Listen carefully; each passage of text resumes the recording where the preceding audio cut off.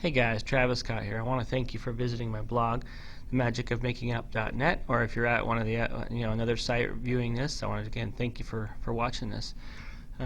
Today, guys, I'm going to talk to you about how to get your ex-girlfriend back. So, guys, this is obviously for you.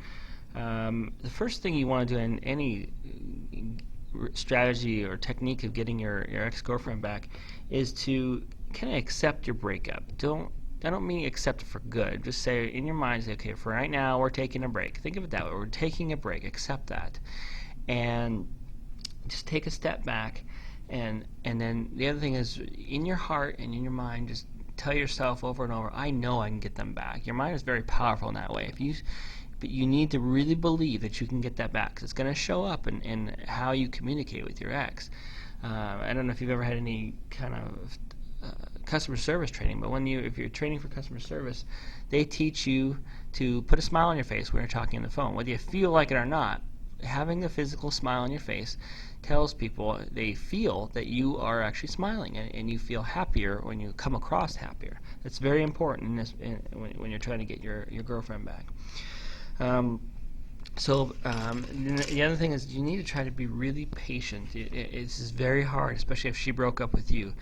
And what I mean by that is just, again, take a step back and give her some space. Give yourself some space. You both are very emotional right now, and people don't think straight when they're emotional. So be patient during this time. And what I recommend is actually really giving her some space. Cut off communication. Don't call her. Don't text her.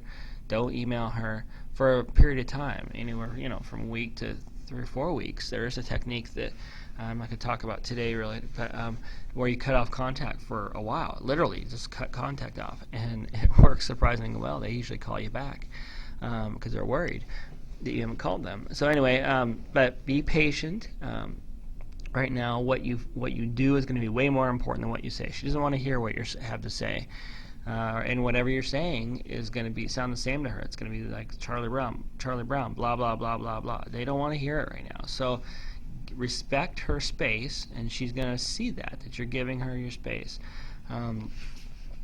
The guys, this is probably pretty easy for you, but don't be a stalker.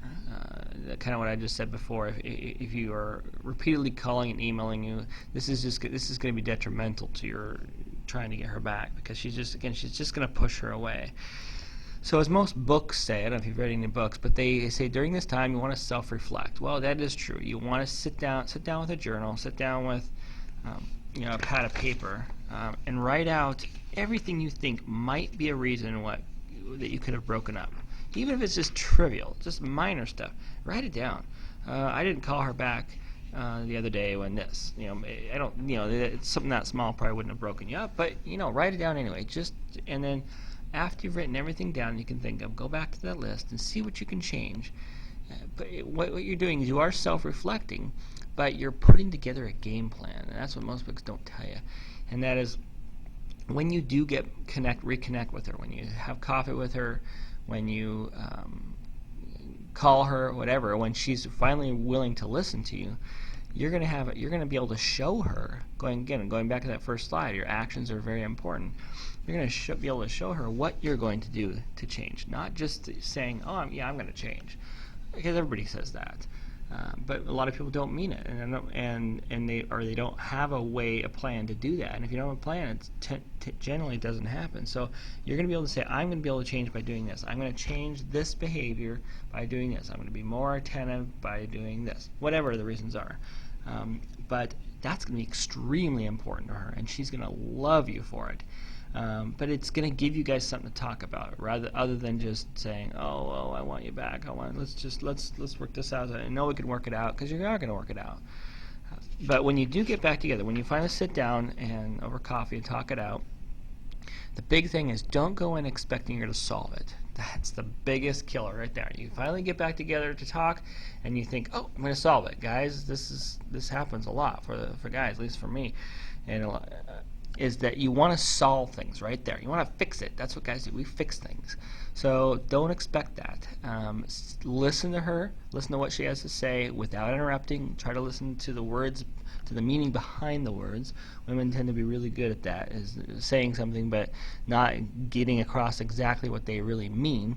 And just agree to work on your issues. There's a lot of issues generally. You're not going to fix them all now. You're not going to address them all now. But address the big ones and agree that you're going to work on them. And just take it slowly. Your relationship took a long time to get where it is. You don't want it back to where it was because you broke up. So just it's going to take time to get it to that sweet spot that you want. So just agree to take it slowly. And lastly, just don't give up. Even if she says, I don't want to be near you, it's going to be important to her to know that you are still there and you don't want to end this relationship. So just don't give up on her. Keep working on it. And lastly, if you have any other questions, visit my blog, themagicofmakingup.net. If you're already here, thank you. If you're on a YouTube or something, there's usually a link to the right, to the left, or below me that you can visit my blog. And we'll see you next time. Ciao.